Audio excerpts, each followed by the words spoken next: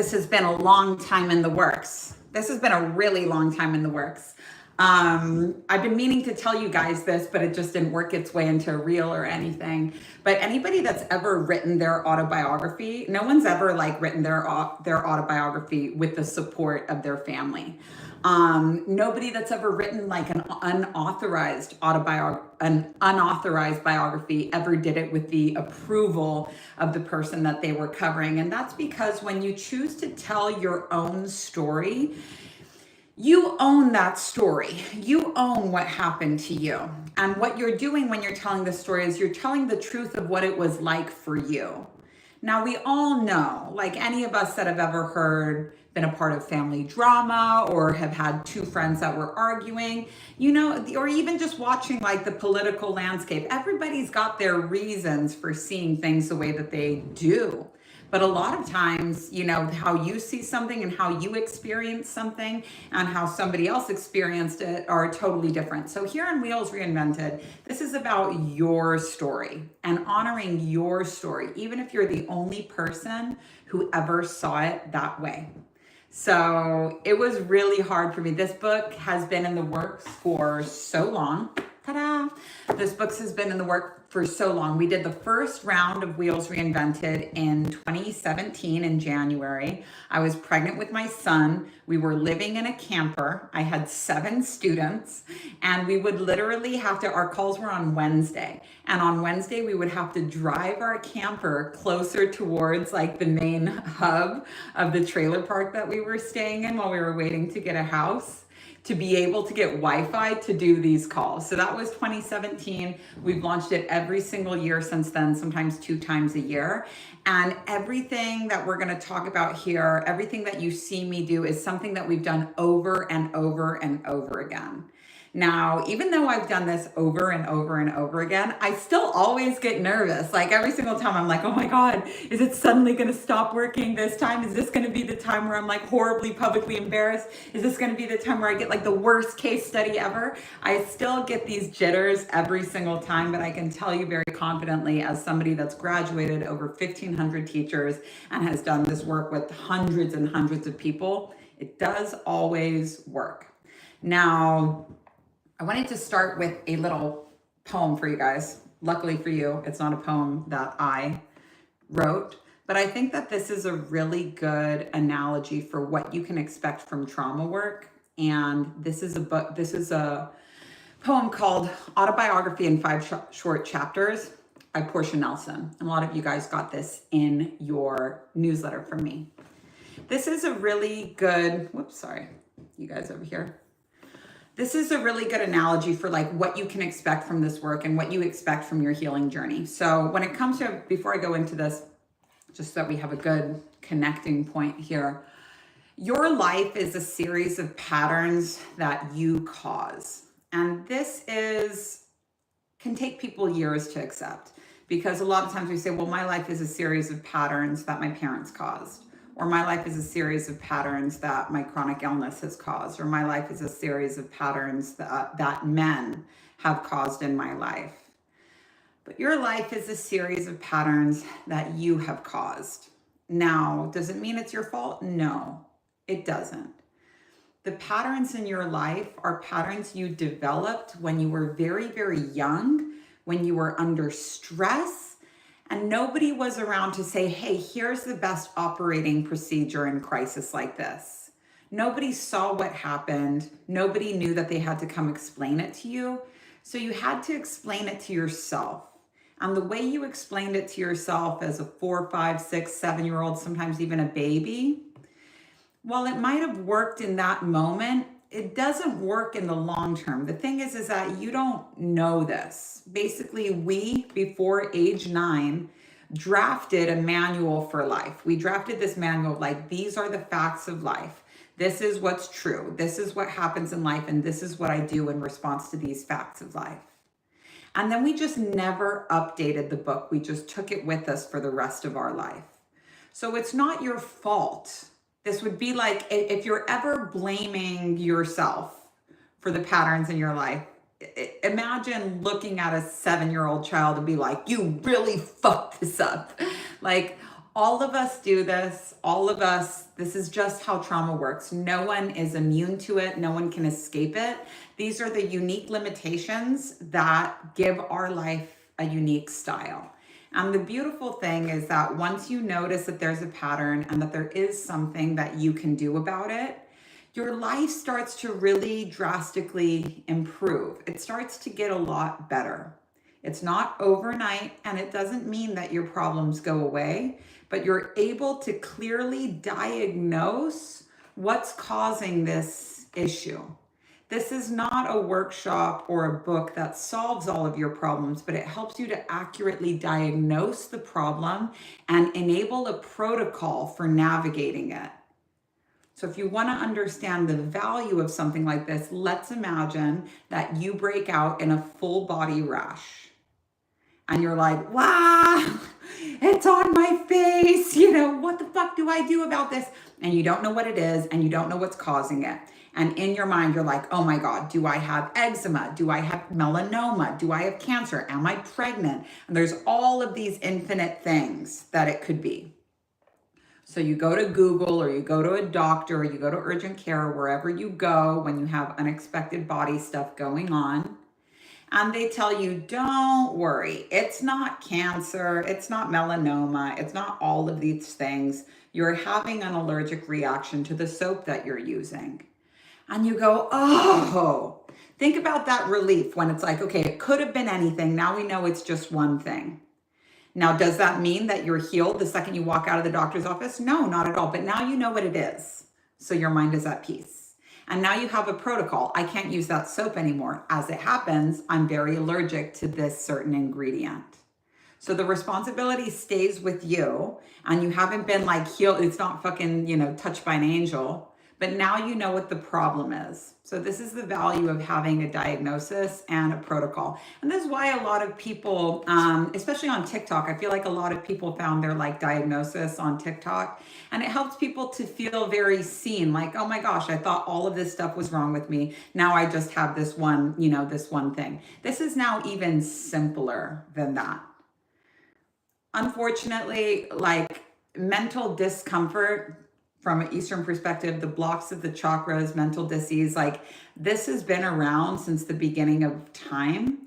And now we're talking about it more than ever with more medications than ever, but people are unhappier than ever. Something isn't working here.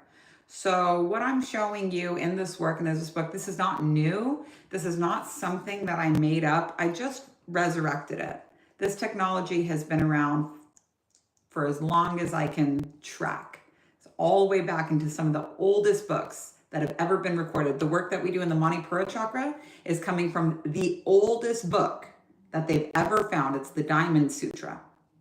So we're just dusting it off. This is the ancient technology that people used to navigate any form of psychological distress from infancy onwards. We're just dusting it off here. So what can you expect? Let's go to this poem by Portia Nelson. And I'm going to ask you guys to get kind of loud in the chat if you can, maybe identifying what chapter you're at. So chapter 1, I'll have you guys raise your hands or something. We'll work together on this. So chapter 1, I walk down the street. There is a deep hole in the sidewalk. I fall in. I am lost. I am helpless. It isn't my fault. It takes me forever to find a way out. Who here is in chapter 1? Who here feels like there's a deep hole that you're stuck in? Please raise your hand. I love it when you guys draw this thing. Wonderful. All right, let's go to chapter 2. Chapter 2. I walk down the same street. There is a deep hole in the sidewalk. I pretend I don't see it. I fall in again. I can't believe I am in the same place. But it isn't my fault. It still takes a long time to get out. Who here is in chapter 2? I pretend not to see it. My entire dating history, for real. And I'll tell you guys something interesting about that as well. Chapter 3. I walk down the same street. There's a deep hole in the sidewalk. I see it is there. I still fall in. It's a habit. My eyes are open. I know where I am. It is my fault. I get out immediately. Who here is at chapter 3? All right, chapter 4. I walk down the same street. There is a deep hole in the sidewalk. I walk around it. Who here is at chapter 4? Chapter 5. I walk down another street. I'm at chapter 5. And I have been through every single chapter. And you guys want to know how I know I'm at chapter 5? This just showed up recently. I couldn't believe how often I was invited or triggered by the same situation.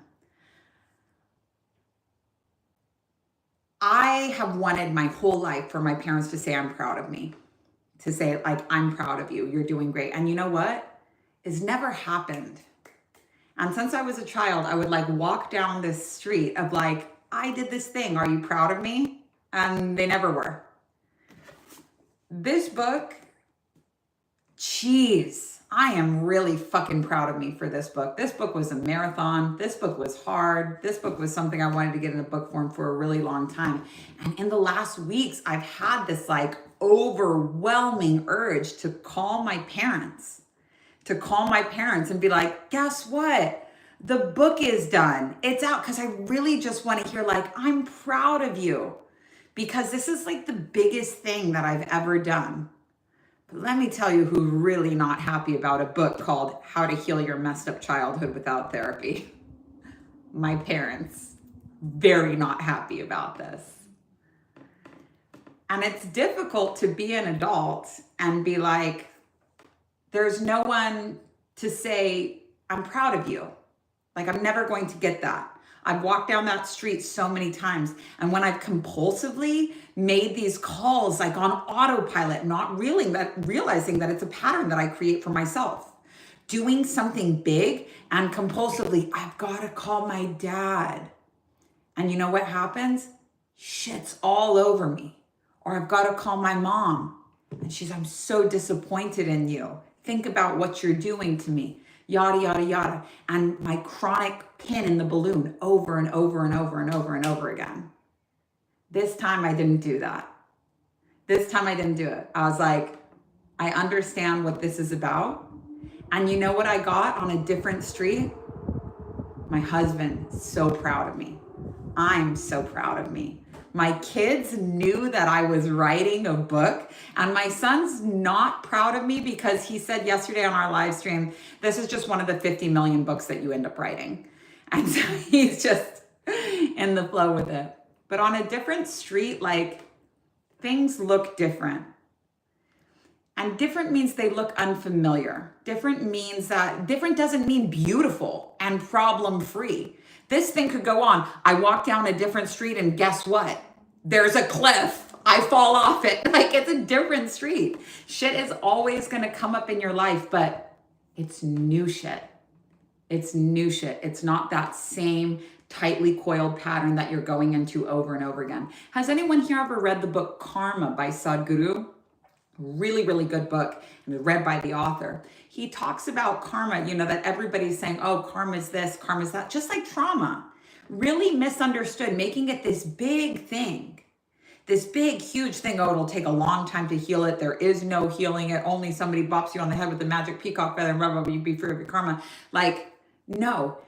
He explains karma is something that you're doing to yourself. It's a compulsive decision that you keep making over and over again, even though it only hurts you. It's the same thing with trauma. And so when we take responsibility for it and we go, oh my God, I'm causing it. It's my fault. Done. I'm getting out of it. And it happens gradually. You know, nobody tells you about spiritual work. It's so easy to learn spiritual concepts. It's so fucking hard to remember them. Who here has all of the tools in all the toolbox? Parents. How many people have hundreds of TikToks stored in your mind about how to navigate a tricky situation with a toddler? And then they're screaming and you can't remember a single one of them. Who here has been warned about something by their tarot cards? but you don't realize until after the shit has hit the fan, oh my God, my tarot card said that this was going to happen. Very easy to take it in, but it's very hard to remember. So if you guys really want to have something useful, answer me right now in the chat. How do you, when you need to remember something, how do you remember it? This is going to be important for you. For me, a note on a post-it on my fridge, because I'm there hanging out all the time in my own handwriting, because that's what I respect. You know, it doesn't work. My fucking $300 skylight calendar, anything on my phone, because if my phone tells me to do something, I won't do it out of spite. I only respond. I'm very, I have an authority problem. So if it's my handwriting on the fridge, I'll listen to it, but anything else. So how do you remember? In my notebook, man, I wish that worked for me, because I don't open my notebook all the time. Post-it, handwriting, my astrology planner, I have to write it down, reminder in my phone. Feel it in my bones from repetitive self-conditioning. That's cool. Writing it down. So a lot of us are write it down people. Very easy to take in spiritual work, very hard to remember it. So maybe going forward, whether it's this work in Wheels Reinvented or any spiritual work that you do, if it's something that you want to remember, prioritize writing it down, because it'll be way harder to remember it than it is to eat it. And if somebody told me that earlier on, I think I probably would have made a lot more progress.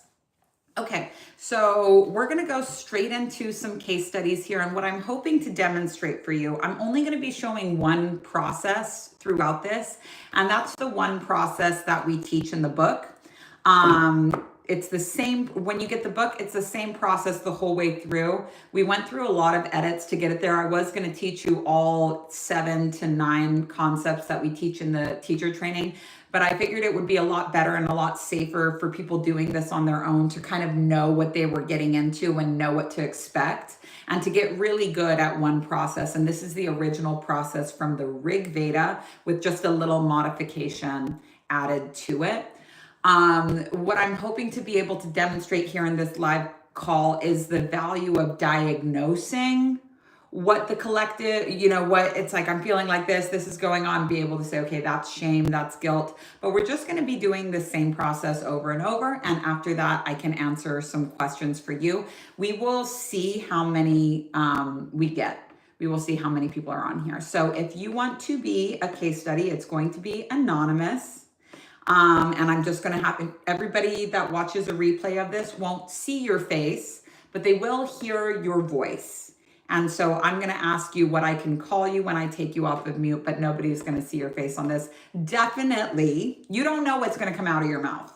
So you don't have, if I ask you what your name is, and it's the same on your Zoom, I'm going to say, I'm going to need you to pick one more name. I don't care what you call yourself, but you don't know what's going to come out of your mouth. So for your own spaciousness, you're just going to use an alias no matter what. So who would like to be our first case study?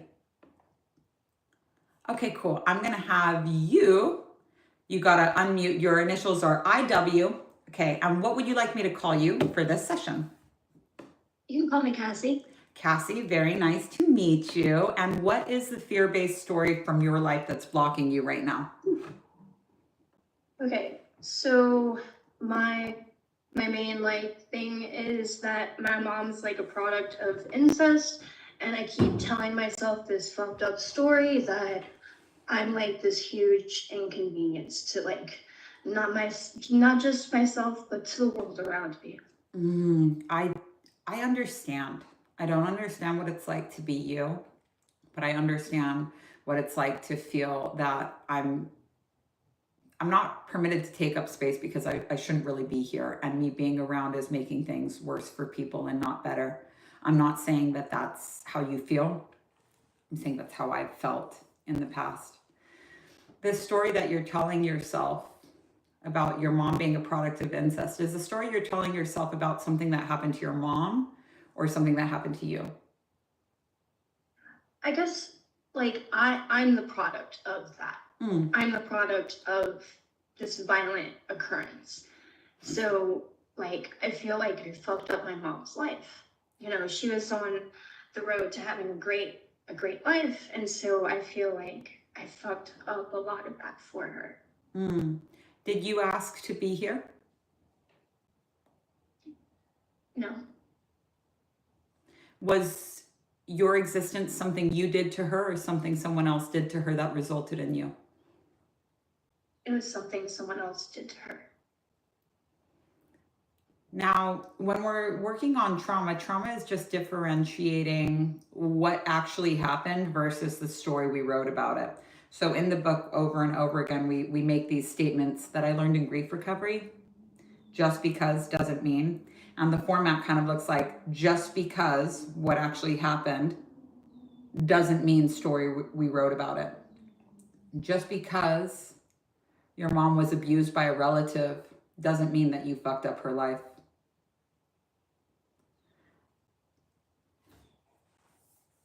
When you say this, what's very true for you, Cassie, I fucked up my mom's life. When was the last time that you felt like you fucked up your mom's life?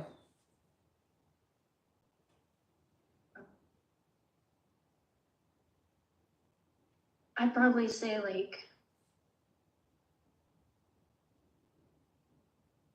maybe 5 years ago. What was happening? Can you watch it like a movie and tell me what you're seeing? And I'm going to have you close your eyes and we'll just keep them closed for the rest of this. Thank you. Okay. So play it like a movie. Where were you the last time you felt like you fucked up your mom's life? Okay. I was,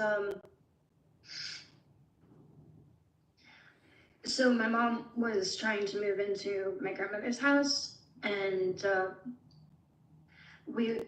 everybody was like moving things in and everything, and all of a sudden, like, my mom and my grandmother got into it, and she ended up like accidentally hitting my little brother that was in my mom's arms, like in the face. And it was pretty much like I had to choose sides, but I couldn't really like say anything because I was just like an 8-year-old child. I didn't know what to do. And it felt like I was being complacent in another abusive situation. And when that feeling hit of feeling like you were being complacent in another abusive situation, where in your body do you feel it in this memory? In my stomach. Does it move fast or slow? It just kind of lingers. If you could draw it for me, like animate it, how would you draw it?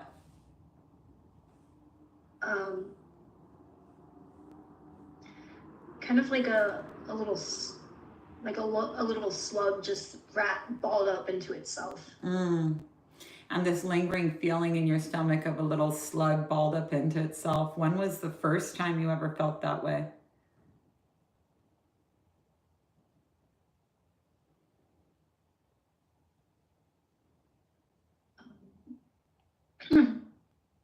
I'd probably say when I was like 3. Watch it like a movie and tell me what's happening in the memory. So my grandmother was like telling us to like clean our rooms and everything. And so I wasn't very good at that. And so she got very upset with me and put me in timeout and told me that the police were going to come and pick me up and bring me to a little girl's home. Wow. Wow. And you feel that feeling. So this is the first time this feeling comes swooping in, this like lingering feeling in the pit of your stomach of a little slug just rolling up on itself. And this feeling is going to come with you all the way to adulthood just because your grandmother is having a major reaction. And of course, a 3-year-old doesn't know how to clean up their room. Of course not. They need help. They need help with everything. How would you have liked this memory to go? Could you paint me a new movie, how you would prefer to see this memory go? I would have liked my grandmother to try to like pull me by my hand and tell me like, hey, I know you don't know how to clean, but we're gonna do this together, and I'm gonna show you how. And then we did it together without argument, without resentment, without contempt.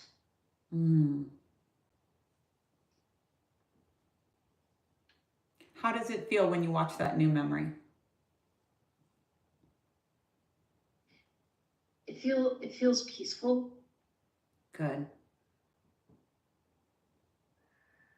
Just because your grandmother had some serious emotional issues doesn't mean that you're not safe.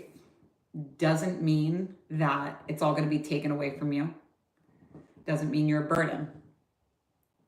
Just because your grandmother had some serious emotional issues and you had every right to feel the way that you did when you were actively being threatened as a child, doesn't mean that you shouldn't be here.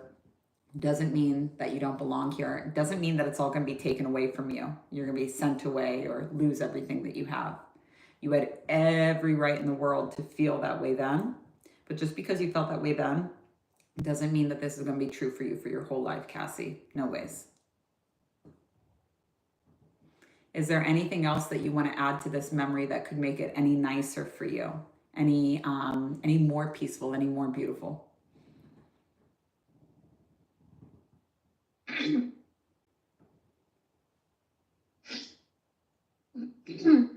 Sorry, like it's hard to speak. I don't think so. Thank you. All right. So we're going to take 3 breaths to come back up to the present moment. So we're going to take our first deep breath in. We're going to dedicate it to the little child version of you, okay? Deep breath in. And out. We're going to take our next deep breath in and dedicate it to future you. Maybe a vision will even come in. Just a little flash. Deep breath in. And out.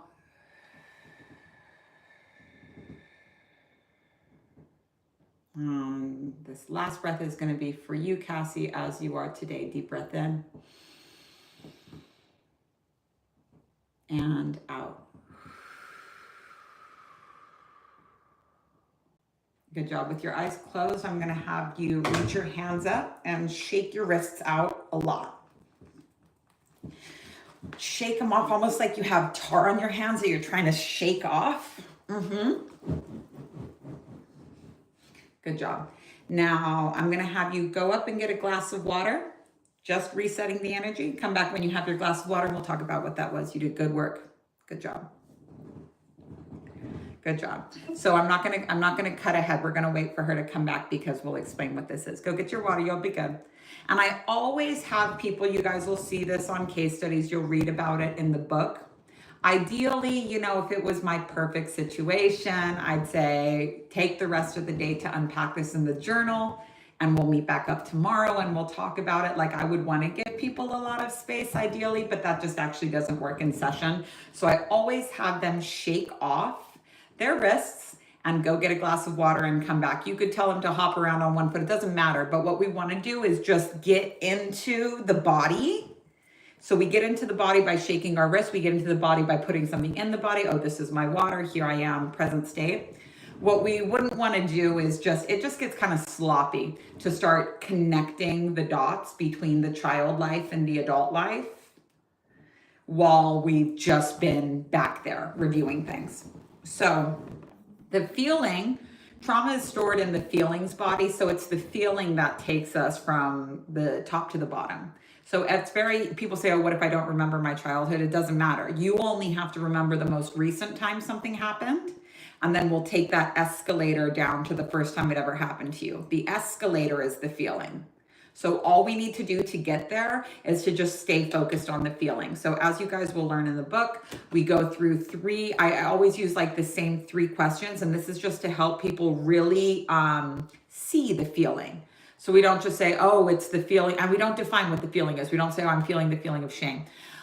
We don't do that. We talk about where in your body do you feel it? Does it move fast or slow? And how would you animate it? After these 3 questions, people can usually see it, and then it's very easy to take the feeling down to pound town. Okay, so Cassie, what you're dealing with here, this is once you really know the difference between guilt and shame, it's easy to tell them apart. But lower chakra issues are what create the majority of like our biggest discomfort. The lower chakras are in relation to survival. And so the most dramatic patterns in our life will usually be related to the lower chakras. And in like Buddhist art and stuff, they often show this picture of like a lotus growing out of the mud. The lotus is the crown chakra. The mud is the 3 lower chakras: root, sacral, solar plexus. And the reason those are depicted by mud is because they all kind of get muddy, murky, and mixed up in with each other. So we differentiate the feeling of guilt and shame, because guilt says, I made a mistake, and shame says, I am a mistake. And we could see both of these at play here. It's like, okay, I fucked up my mom's life. I'm just bad. But the real issue that we're seeing at this, just classic root chakra, is I'm not supposed to be here. I'm not supposed to be here. It was an accident. Now we see further confirmation of this, and these are things that you can pinpoint when you're really educated on what the block is, when we really know what guilt is and the impact it creates in our life, not just the feelings that we feel, but the difficulty we have stabilizing as we grow up. When we trace the memory down to the bottom, we have this very classic fear and guilt. Guilt and fear are the same feeling. It's just that guilt is extended to God. I did this, God's going to get me. And fear is just fear for your own survival. So I'm going to use these. What you're experiencing more here is fear. Fear and guilt are both the block of the root chakra. And again, guilt is a religious version of fear. Now, when we trace this down to the root, of course, you're going to feel this way because you are a 3-year-old who is feeling like, okay, I have a family. This is where I am. And your grandma says to you, you can lose it all like this. You don't clean up this room, you're disposable. And not just that, but here's the version of garbage you're going to go into. I'm not even going to take you there. The cops are going to come get you. And they're going to take you away to this place where you're not going to see your family anymore. Now, wouldn't it be so nice if we could just see things with adult eyes and be like, that's fucking deranged. That's a really fucked up and crazy thing to say to a child. But as a 3-year-old, you just believe that. So this creates a pattern of instability. I'm not safe. I'm not supposed to be here. This could all be taken away from me. And as we grow up on a wobbly base like that, whenever it would be so nice if chaos was a trigger for this feeling of fear. Unfortunately, we're usually triggered by peace. Things are really nice. Things are really good. It's all going to be taken away from me. It's all going to go. I have to quit before I get fired. I'm not safe here. I don't belong here. I can't ask for something. I'm not doing the right thing. I shouldn't have even been here to begin with. This is the whole world of the root chakra. So the aftercare that we put in when it comes to the root, because this is something that you're going to see over and over again in your life. And you'll see it most often when things are going really good. A lot of times we'll forget to do the work, and it's only when things are like actively falling down around us that we're like, oh my God, there's a hole in the road. What the fuck? It's hard to remember, but with time we remember it more and more. So my recommendation for you as aftercare, and you'll be working with this for a few weeks, is when you get this feeling, or really anytime you're feeling uncomfortable, anytime you're feeling like, you might know it as that feeling in your stomach. You might not recognize it immediately, but because this root chakra usually poses as everything else, like you don't know that this is what you're feeling. You're saying, oh, maybe it's this thing, maybe it's that, maybe it's melanoma, maybe it's heat rash, maybe it's this. Like, it's usually, that's the nature of the root chakra, is that it like looks like everything else. When it comes to guilt, Marlon Brando says that guilt is an impossible emotion to play, because when you're trying to look guilty as an actor, you look angry, you look remorseful, you look confused, you look irritated. This is also the same with fear. When you're feeling fearful, it's very hard to identify this for what it is. So I'm going to have you put, how do you remember things best, Cassie? I remember things really well if I write them down. Okay, cool. That's why I'm like writing everything down. Good job. So you're going to write down, is this feeling fear, that question, and you're going to put it somewhere where you can see it all the time. The point is to just have this question on standby for yourself. So it's not like I'm feeling away and I'm going to go and consult my, my note here and see if it's something like this. You want to just see this question all the time. Is this feeling fear? Is this feeling fear in some type of high traffic area in your house? And with time, it'll become reflexive. Now, if it is fear, what can you identify maybe something you're afraid of right now, something you're afraid of doing? I'm afraid of being by myself. Whew, yeah, I've definitely had that one. What sucks is like you end up with like terrible company because it's like anyone's better than being alone. I know. I used to have to just keep boyfriends because I needed like round the clock suicide watch basically. So it's like, okay, well, you make sure I don't kill myself and like you can fuck my body a bit and we'll be done with that. It's kind of miserable. But now I'm walk down a different street. So the cure for fear is to take action. So for example, if you were afraid of a bear attacking you, no amount of being like, I'm going to stand here, there's a bear running, and a bear is a bad one because you're technically supposed to stand your ground with a bear. But let's say a violent assailant with a saber, kind of like this like tweaker that stabbed somebody I knew in a random parking lot in Austin with like a LARPing sword. If a violent assailant is coming at you with a sword and they're on meth, no amount of their standing doing your affirmations, I'm not afraid, fear is a stranger here, I am safe and calm. No amount of doing positive affirmations while the tweaker is coming at you with the sword is going to make you feel better. So action cures fear. Action cures fear each and every time. So if you're afraid of being alone, what's an action that you could take? There's always at least 3 things that you could do that would make you feel better about your state. If you're afraid of being alone, what's the first action step you could think of doing? Surround myself by people who make me feel comfortable and at ease. Mm-hmm. Calling someone that I care about. Mm-hmm. And I'm going to give you one more thing because we always like to do, I'm not trying to be pessimistic here, but I always liken it to like having a beautiful apartment that you need 5 roommates, and if these roommates leave, you can't afford rent. I always like to find solutions that is something that we could do completely by ourselves. So in case we don't want to get out, sometimes we're just alone and we got to be alone. And learning how to be alone is something all of us are going to have to do. And nobody really tells you that it's really hard to learn how to be alone. When you're alone, all the shit comes up. But have you ever, what's like your favorite thing to do?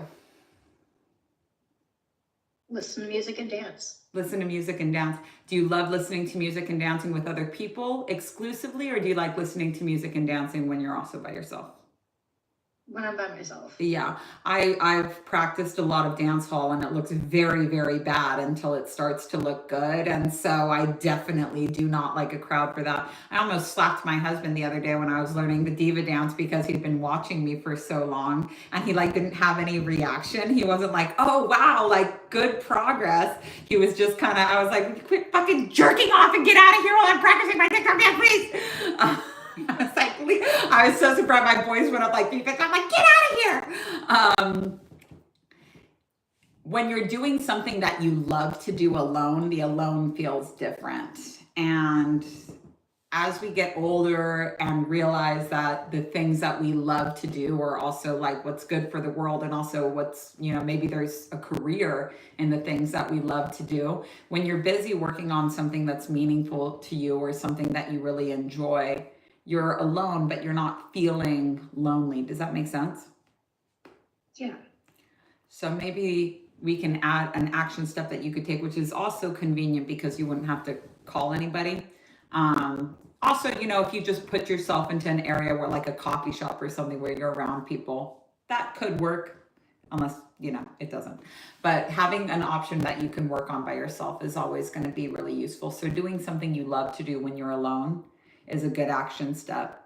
Now, if you're feeling fear, action cures it, and then you're not going to have to deal with it. But that's your protocol. Fear is never going to go away in your life. Fear is always going to be there, and in a way, fear is really useful. So if fear never gets smaller, how do we heal? Well, courage, bravery grows bigger. You become more courageous and more brave in your life. We all either know of people or know somebody that is completely unafraid of something that is really scary to us. Some people are shit scared of snakes, and other people are not. And you know what? I just heard, I was listening to an episode of Otherworld, but even though I know everything's connected and there's not ghosts and demons and stuff like that, I fucking cannot listen to scary podcasts. And Otherworld is such a good podcast. But this lady that was in it, this isn't in my book and it's not my teaching, but I really just learned about it. I thought it was so cool. It was an episode about someone who did a skit seance and accidentally called in something, but how she got rid of it. She said that she learned in this meditation class that when you're really afraid of something, that you imagine yourself doing something that other people would find really scary, but for you is just commonplace, and to just visualize that over and over with whatever it is that was scaring you. And she's like, so I'm from Texas where there's rattlesnakes, and rattlesnakes don't scare me at all. So with rattlesnakes, I always just kind of get them into a bucket and go and dump them in the yard. So visualizing that energy over and over of just sweeping the thing that you're afraid of up into the bucket and taking it away. What's something that other people are really afraid of that you're not afraid of?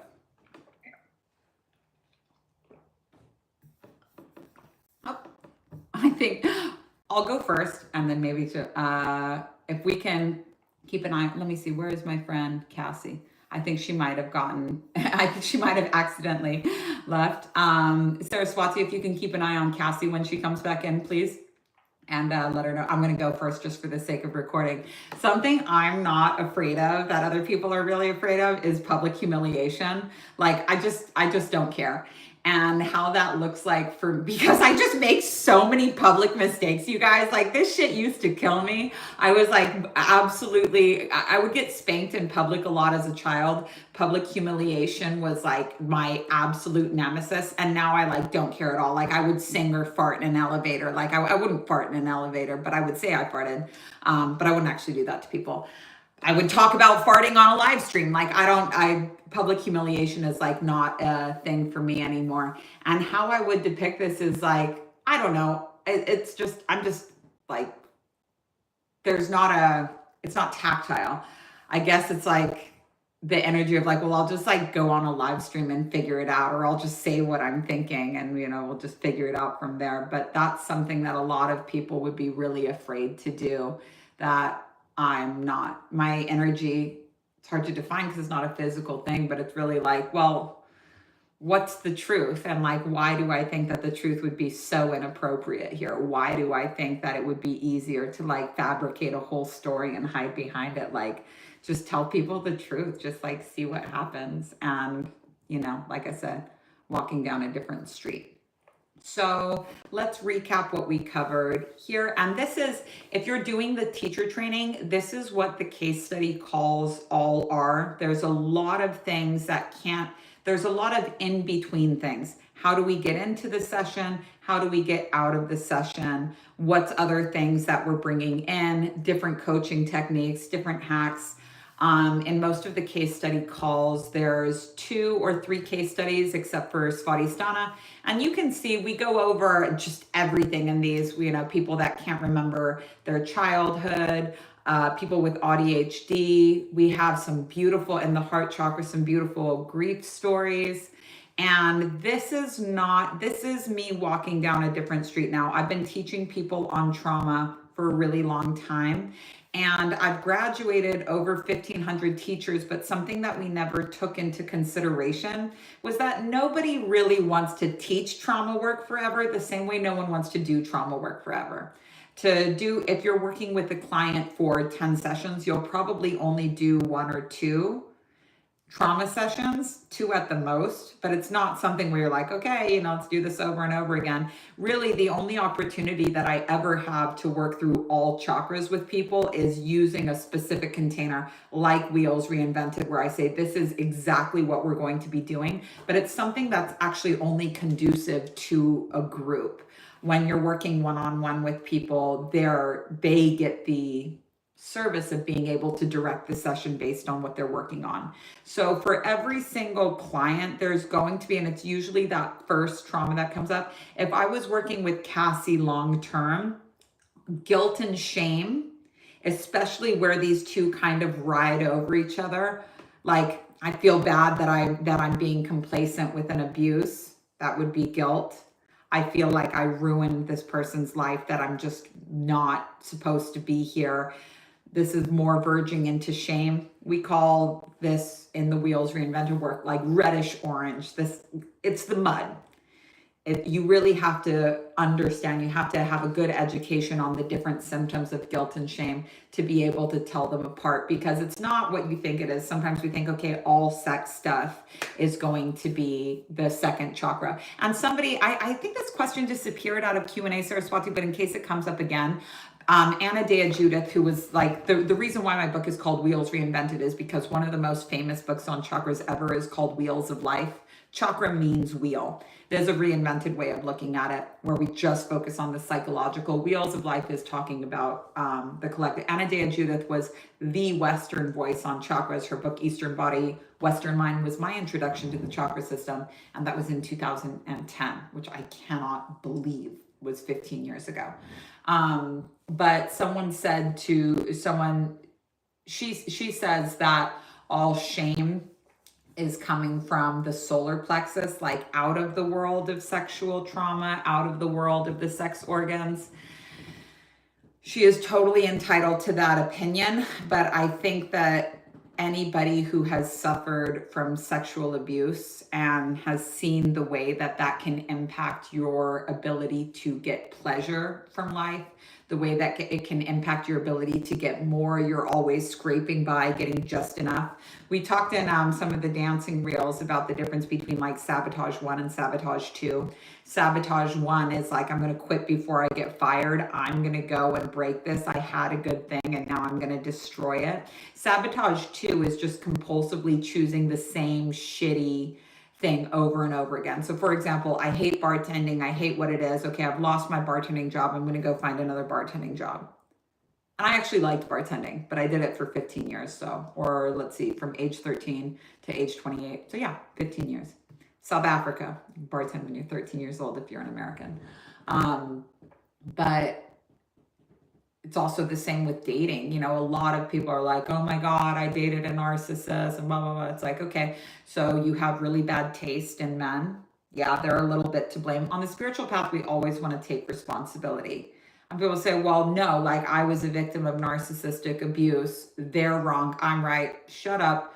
When you have that mindset, all you're going to do is go and pick another narcissist. So you need to take responsibility. I have horrible taste in people.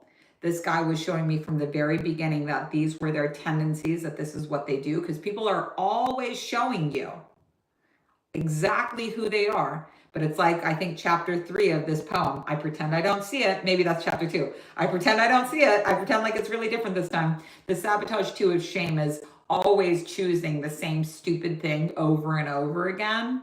so that things can never improve. So somebody that's struggling with guilt will have great things and lose it. And somebody that's struggling with shame will just always be in dire straits, will always have a shitty boyfriend, will always have a shitty job. Does that make sense? Can you think of some examples of maybe people you know that have that pattern? Somebody that like, I had a ton of money with crypto, I lost a ton of money with crypto. That would be somebody showing you a root problem. And somebody that's like, I never have more than $300 in my bank account. That would be a shame issue right there. So I told myself, me walking down a different street, usually when I come on and do these calls, I do like 3 or 4 case studies. And the truth is, when I'm done teaching, I'm like wiped. I can't do anymore. I have held so much space and so much trauma. And I know that a lot of people that have graduated from this teacher training in the past have felt this way. So something I wanted to do for this round, which is really different, especially now that there's a book coming out, and now that the book is out and I don't have to teach any of the trauma stuff anymore. I just wanted to help my students navigate coming out as a teacher and beginning a new career as a life coach. This takes people an unnecessary amount of time because they just are like, you know, is this okay? Is this okay? They don't know how to come out. They don't know how to rebrand themselves. They don't know how to build a lead magnet. They don't know how to hold sessions with people. They don't have any coaching tools. They're currently feeling like they just kind of have to get out there and hope that they can figure it out. I wanted to create not just a sense of competence, and competence and confidence are always proportionate to one another. You're only ever as confident as you are competent. So in our teacher training, we teach, it's between 7 and 9, because there's a different trauma process for each chapter. But in a lot of the case studies, we teach multiple variations. So like teaching Akashic records, teaching paradox process.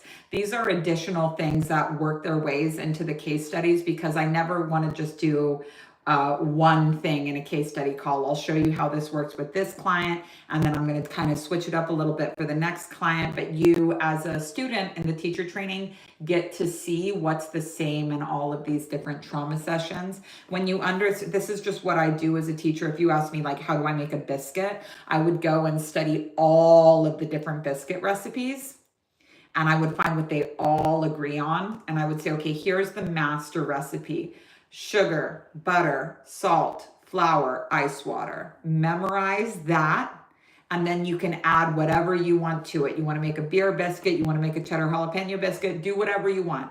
You just need to remember this core formula, and then you can play jazz. You can do anything that you want with it. And that's really what we showcase through the case study side of the teacher training.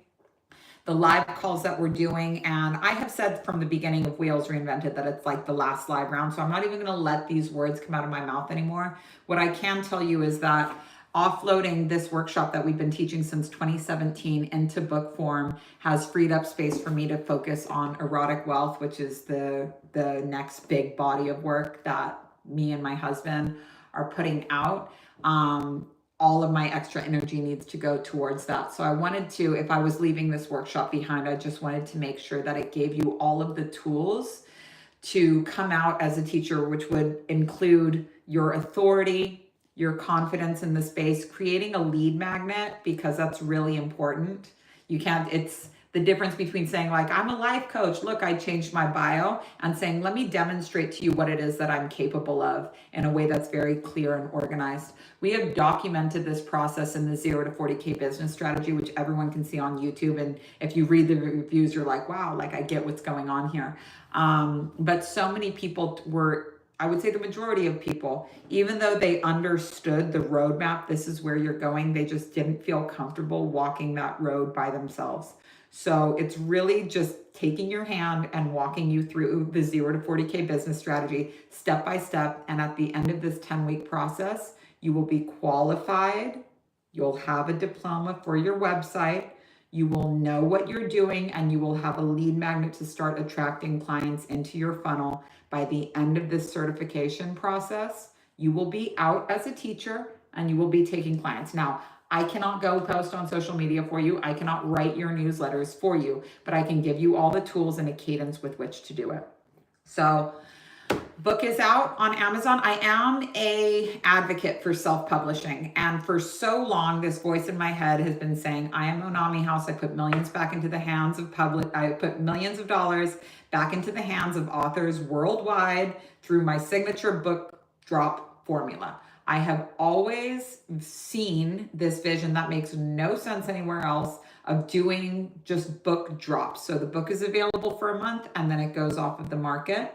We have 3 ways that you can do this book. I just need to see who I'm talking to on here, and right after this we'll go into some questions.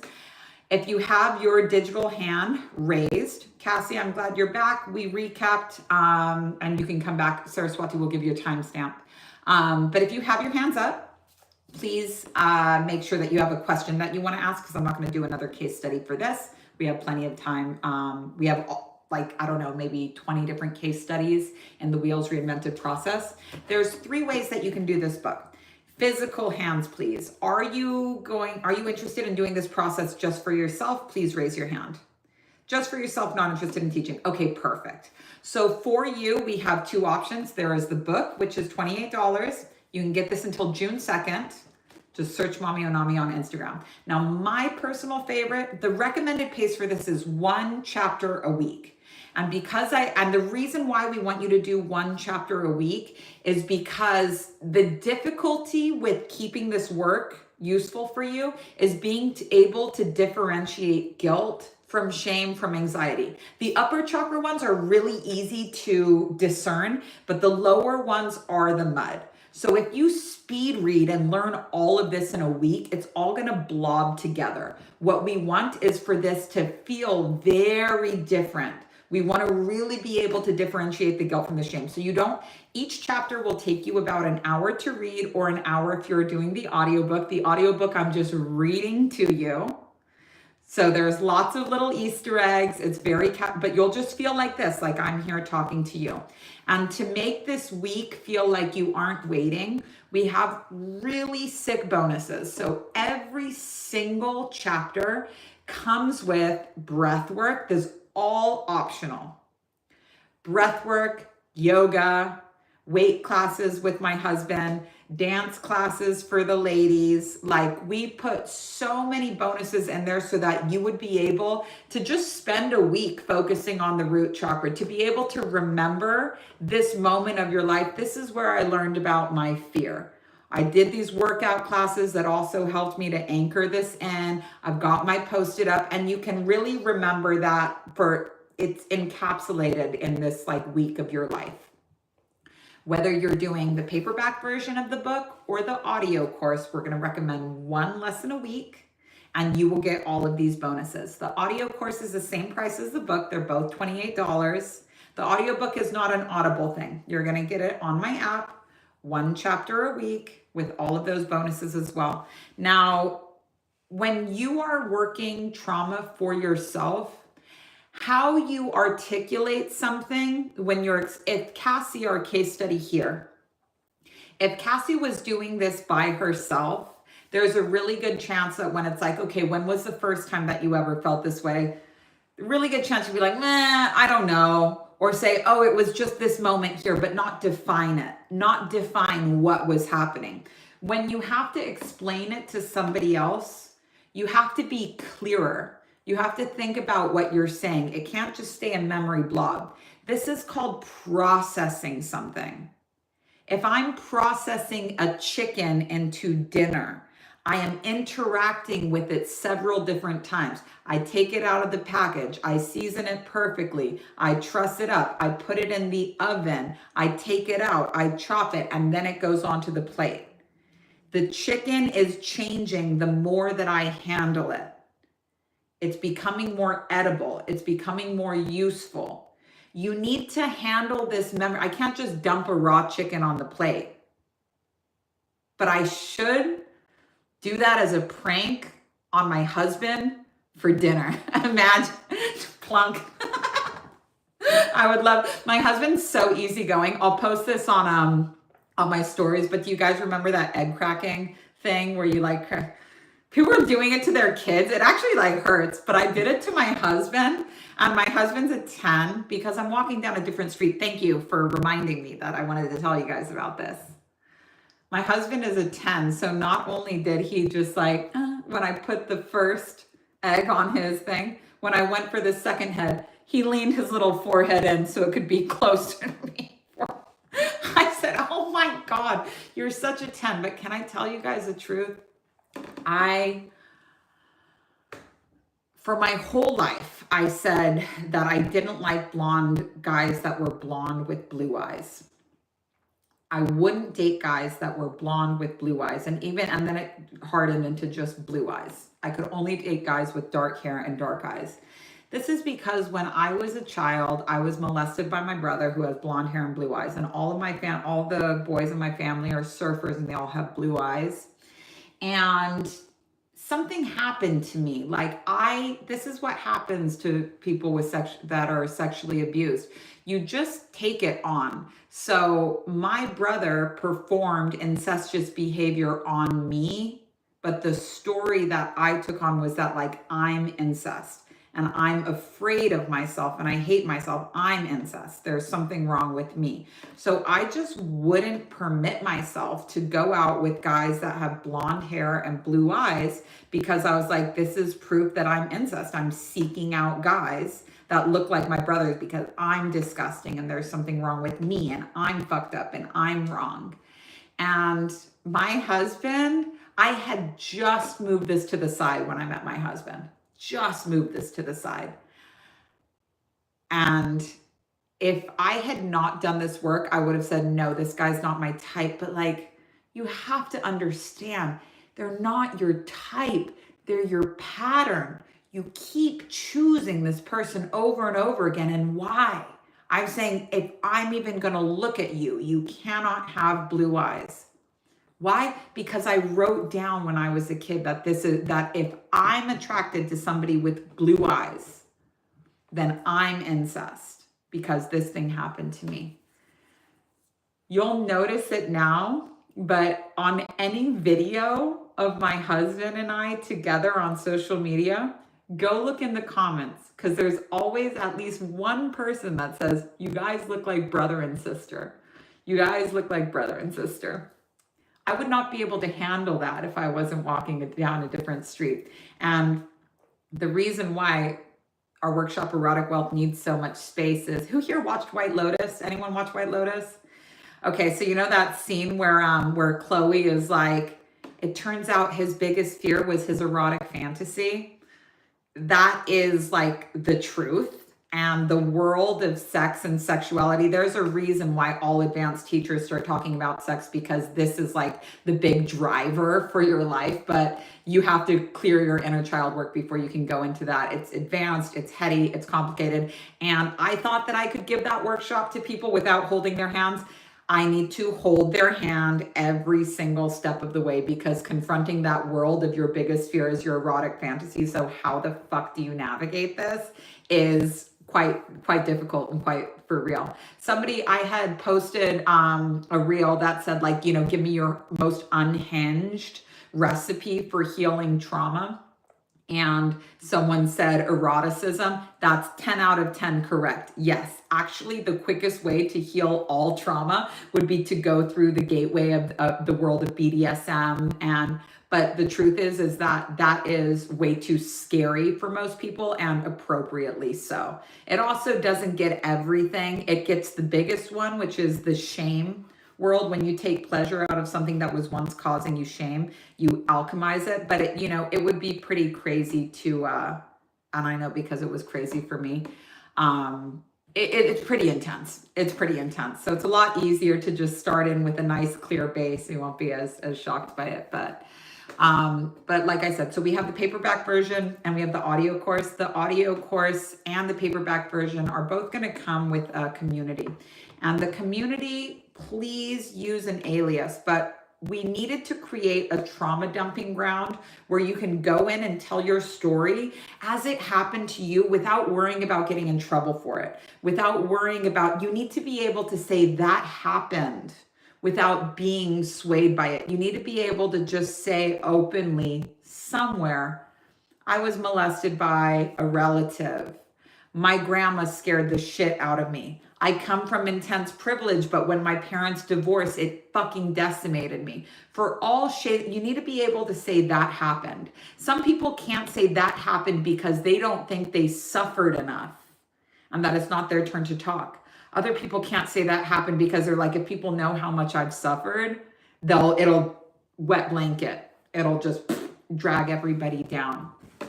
You need to be able to say that happened without worrying about it getting back to the people that you know. You need to be able to offload this. You need to be able to trauma dump. So on our app, the bonuses, how to get the bonuses is in the book. How to get the bonuses is in the welcome email when you get the audio course. But the advantage of doing a big book drop, is that we'll have a big group of people right now between May 2nd and June 2nd. So you're not going to be alone in it. You can be as private as you want to be. You can use an alias, and on our app, when you delete your account, everything that you've ever posted is automatically deleted as well. If you want to test this, go ahead and try, but you'll need to make a new account with a new email when you come back. It's really hard to recover a deleted account. Saraswati, has Passion ever been able, sometimes when you reach out to our app developer, I'll look here in the chat. Sometimes when you reach out to an app developer, they are able to restore your account, but I don't know if we've ever been able to do that.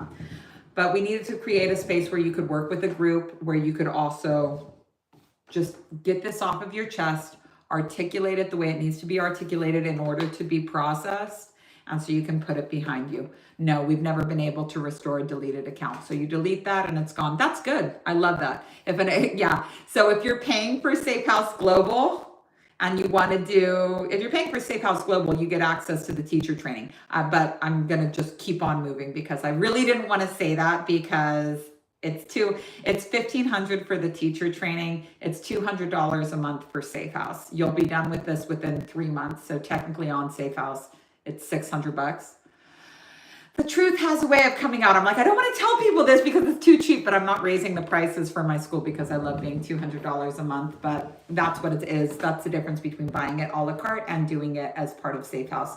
When you're part of Safe House, you get access to all of the other workshops, but Wheels Reinvented teacher training is 4 to 5 hours a week. I wouldn't recommend doing any other work in addition to this. Just focus on this for now and let yourself because what we're really prompting you to do in the teacher training, with every single one of these modules that you take in, we're going to have you go write just a short paragraph or two in a Google Doc. You're going to be drafting your lead magnet as you go through the process. And then you're going to have your own version. It's not going to look like 7 Locks, 7 Keys. It's not going to look like Wheels Reinvented. When it does, it looks weird. Somebody just sent me something recently of somebody that's like directly imitating this work. I'm totally fine with that. The same way Louis Vuitton is totally fine with people making knockoff bags. I'm totally cool with it. But it'll work best for you if they can't trace the work that you're doing back to me. We want it to look so much like you and taste so much like you, but we're going to help you assemble, not help. You're going to do it. We're going to create the conditions for you to do this. We're going to send it your way, but we're not helping you. You're doing this. We're not helping. It's a transaction. You pay me, I get you this. You're going to be writing your own lead magnet, and this lead magnet will demonstrate to people, I have experience with fear, I have experience with shame, I have experience with anxiety, I have experience with grief, I have experience with jealousy, I have experience with feeling like my ideas are crazy, and I have experience with hopelessness. Therefore, I am qualified to teach on fear, shame, anxiety, grief, jealousy, feeling crazy, and hopelessness. This is not something we've ever offered before. This is the first time that we have this additional thing. So that's it. That's the whole thing. We are now able to take some questions. I'm going to ask that you guys put the questions in the chat, because anytime I take someone off of mute, we talk for a long time. I'll be like, I like your shirt. I like this thing. So let me, I'm going to be scrolling down from here and looking this. Will it be in the authorship deal? No, it's not, but authorship is now in Safe House. And once this book, I'm really excited I stand for self-publishing. Like I hardcore stand for self-publishing. I only have, you know how many cult memoirs from the Children of God I've seen come and go? People pour their whole fucking, it takes so much work to write a book. And then these people put out their cult memoir. It trends for like one day on Twitter and then they're gone and they're just that like cult survivor. You know, it's fucking stupid. And it's only trending for a minute. You know, people aren't pumping, the publisher has stopped printing this book. And 5 years from now, you can only get the fucking book on eBay, which you don't see any money from. It's not like you have a second cult memoir. So I really stand for self-publishing. And I do not know if a book drop works or not. What I do know is no one's ever tried it. What I do know is you can't fucking tell me anything. I'm a 6'3" in human design, trial and error the whole way through. So I at least have to try it. But if it works, I will let you guys know exactly how many books I sold, all of the different variations, what worked, what didn't. And then Saraswati and we have our business meeting. Saraswati, when we look at our launch schedule in the post-launch process, there's always like reviewing what worked and reviewing what didn't. So we'll have an opportunity to just talk about like, all right, what was chaos here and what was great here? And then we know that the next time is going to be different. This was a huge launch for all of us, but we'll be able to do that next week. Okay, let's answer some questions here. Oh, this is so exciting. Do I ship internationally? I could not find the book when I searched it on Amazon in the UK. Now it should be there, but you can get the PDF version with the audio course. So if you get the audio course, you'll also get a PDF. Do I need to read The Prosperous Coach? You do not, because this teacher training is what we used to direct people to The Prosperous Coach and say, look, you want to come out as a teacher, read this book, do your best. This time we realized that people just need their hand held all the time, because I just answered a question in Q&A this morning of somebody knowing in January that they needed to come out as a teacher. And now it's the beginning of May and they still haven't done it. Now, why? Why? It's because there's all of these little blocks. Who am I to teach? What will people think? What do I do about the people that are following me? How do I handle this? How do I navigate this? My reels are only getting 200 views. What do I do? Why is nobody taking me seriously? I've rearranged my bio 10 different times, but people still aren't paying me. There's all these little blocks. And no matter how much you like I said, I've been giving this information away for free.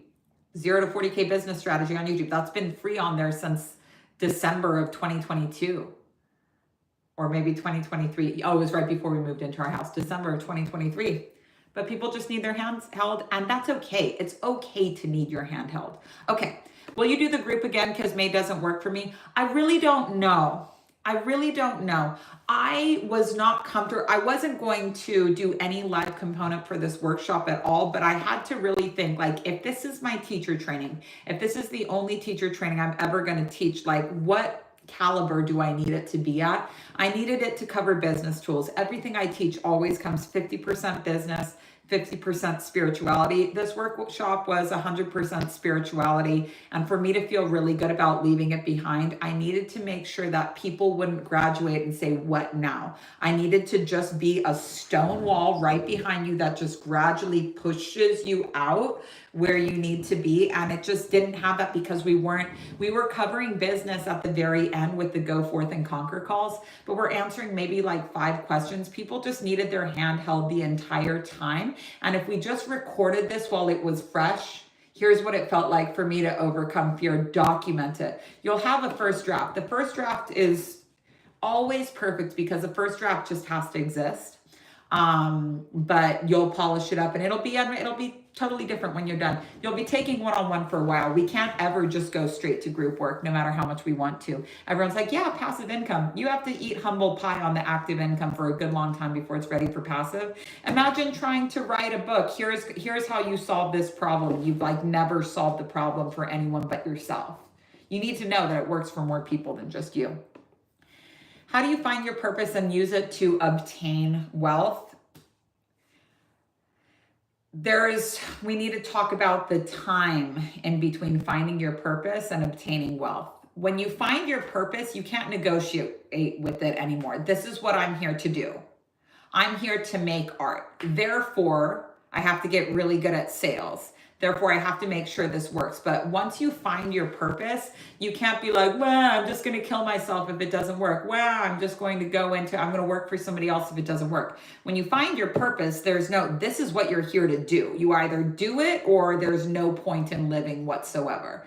So finding your purpose is also finding the responsibility you owe to that purpose. You want to be a famous artist, you have to get really good at marketing and really good at sales. No one's going to do it for you. You have to just accept that. You can sit around like a fucking duck in a pond waiting for somebody to, a gallery to represent you, or you could just take action on it right now. This is also incredibly true for people who want to do modeling or acting or music. Or writing a book. You can wait around to be discovered, or you can be the most fucking goddamn discoverable person on the universe by constantly putting yourself out there. Here's me in this role. Here's me in this role. And I want to be recognized as a model. I am not putting one single rinky-dink selfie up on my social media. I'm photo shoots, baby, all the time.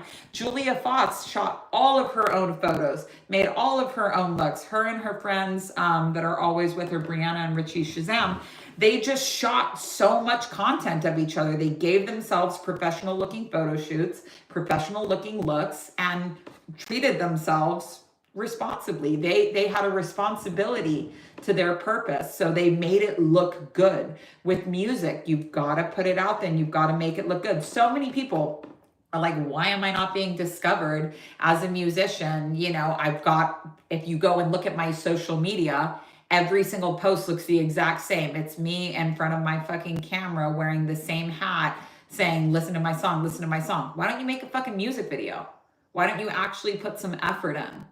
You have a responsibility to your purpose. So with great purpose comes great responsibility. When you are being so responsible about your fucking talent and the thing that only you can do, you stop worrying about like, when am I going to be rich? Because you realize that this is the infinite game. It's not about when am I rich. It's like, what's my creative edge? Where am I going next creatively? The money comes in as an afterthought, but this is find your purpose and use it to obtain wealth. Like, this isn't chasing a rainbow to a pot of gold at the end. It's not about, the journey is the reward. The journey is the reward. The journey is the reward. It's not what you get. The reward is not what you get at the end of the journey. The fucking fact that you are able to do this work, that you get to write books, that you get to make music, that's the reward. You have to change your thinking. When is teacher training? Thank you for asking. All right, we have a lot of Safe House students here. So you have right now in your portal, you have the chapter 1 and chapter 2. What is trauma? What are chakras? Saraswati, is there a case study call for what is trauma? What are chakras? I think this is the case study call for that, but I'm not sure. You also need to be brushed up. You need to have listened to the Muladhara chakra, done the process on yourself by May 12th. So you have 10 days to complete 3 chapters. What is trauma? What are chakras? I think is 90 minutes of audio. Muladhara, 1 hour of audio, plus the case study call. You have that. You'll be in the best place to receive our first business call, which is on May 12th. These calls we do standing dates. So we're not going to email you every single week and say, hi, it's Monday. I'm showing up at the same time every single Monday for the next 10 Mondays. That is Mondays, 11 a.m. Eastern, starting on June 12th. Then you guys will have a 2-week break. I think it actually might be a little bit longer than that. I think the last Wheels call is the 23rd. Then we give you 3 weeks of going out there and doing it. And then on the 14th of July, we have our final wrap-up call where we explore the data after you've been out there in the field. So I have a hard time deciding what my purpose is. The mission chooses you, baby. The mission chooses you. My husband and I were in our birth story with Tyga, you guys can see, but that was the catchphrase because we were talking about meth and how meth really help. Meth is very helpful when it comes to completing the mission. Very helpful. The only problem with meth is that you don't get to choose the mission. The mission chooses you. So meth will make sure you do it. Like, you know, if you've got to drag a bag of VHS tapes through the forest, like meth will help you do it. But the mission chooses you. And even when we record it, but now that's become our catchphrase for life. Like the mission chooses you. Like you came to earth to do a thing. Now you don't really get to pick. And believe me, because I really spent the last of my credit cards thinking I could choose the mission. And I'm like, you know what I'm going to do? I'm going to be Samantha Jones and I'm going to host guerrilla art shows and blah, blah, blah. Guys, I saw the last $7,000 of credit, which was the last money to my name, just dwindle down into nothing. And then I was just $7,000 deeper into debt, because I didn't want to surrender that my purpose was a teacher. Like, I'm here to be a teacher. I was like, oh my God, but all my friends are going to find out how spiritual I am. Wow. And right before I was launching Wheels Reinvented the first time, I was pregnant and I didn't know it. I'm crying face down on my kitchen floor, partially because I had ran out of Tabasco sauce and partially because of being pregnant and partially because I didn't feel like I was allowed to speak on the chakras because the teacher, Anna Dea Judith, had devoted her life, her whole life to teaching the chakras. And I was going to come in after 10 years of study. At that time, it was 6 years of study. I was going to come in after 6 years of study, teach on this, but also teach on a lot of different things. I just didn't feel like I was allowed to do that. And I'm crying on my kitchen floor. And I'm like, oh, everyone's going to think I'm crazy. And my Aquarius friend was literally like rubbing my back with her foot. Aquarius is like, I'm not trying to get in this with you. Rubbing my back with the foot. She goes, come on, people have always thought you're crazy. And it was exactly what I needed to hear. Now I have an Aquarius. I'm always so grateful for those non-emotional Aquarius insights. Aquarius of the world, this is what we need from you. Be politically incorrect, be inappropriate, be insensitive, never change. Like, we need this from you. So I was like, you know, and I had no idea that people had always thought I was crazy. I had no idea. I just needed to hear that. So thank you very much, Serena, for helping me through that moment of my life.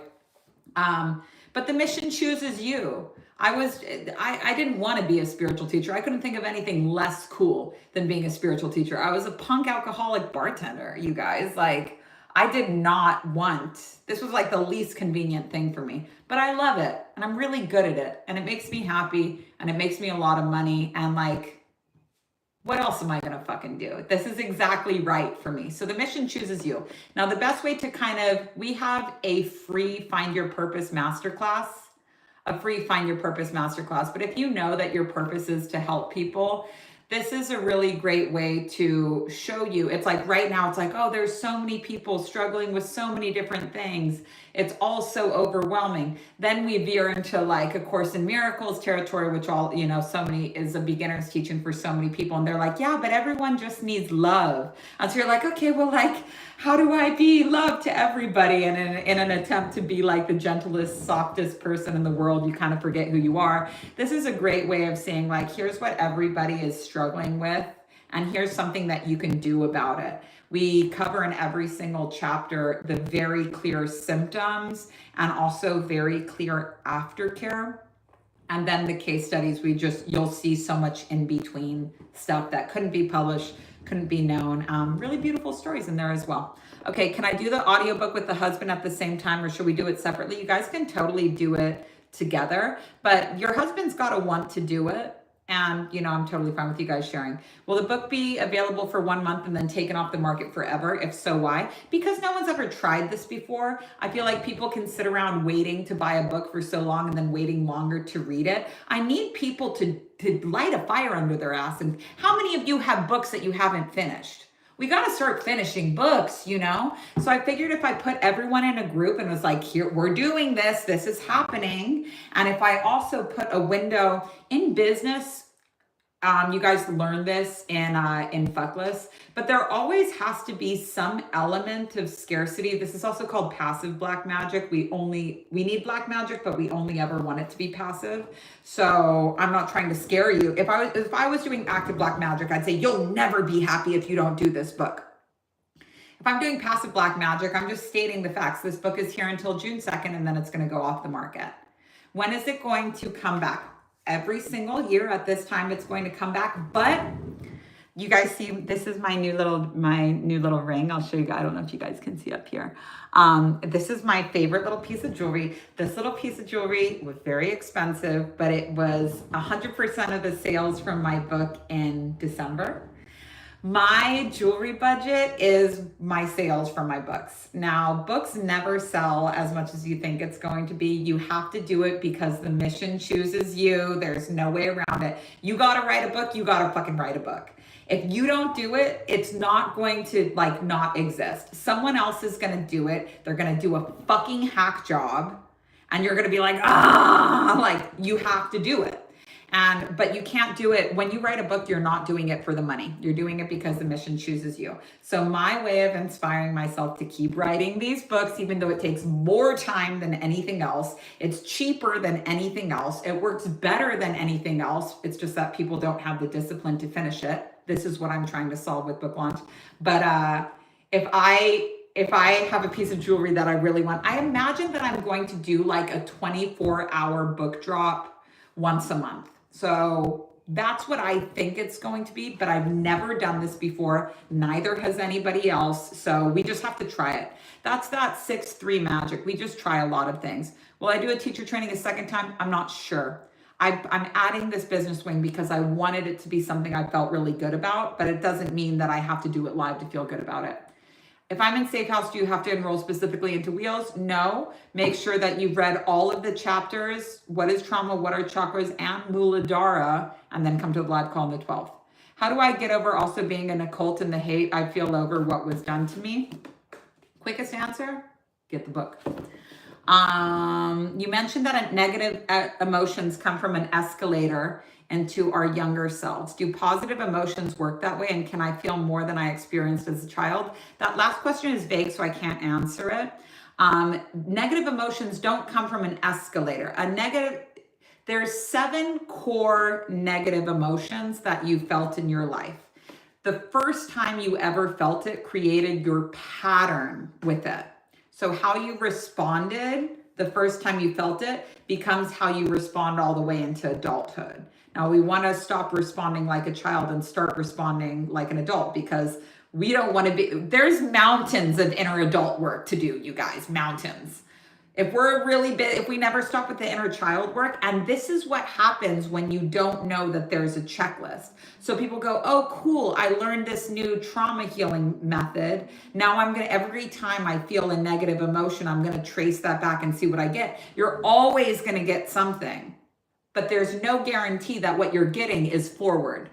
It's like they say in The Onion, we all know you're sleeping your way somewhere, but none of us are confusing it with the top. You want to have, I hope you guys laugh about that because The Onion's really funny, and that was a really funny thing for them to say.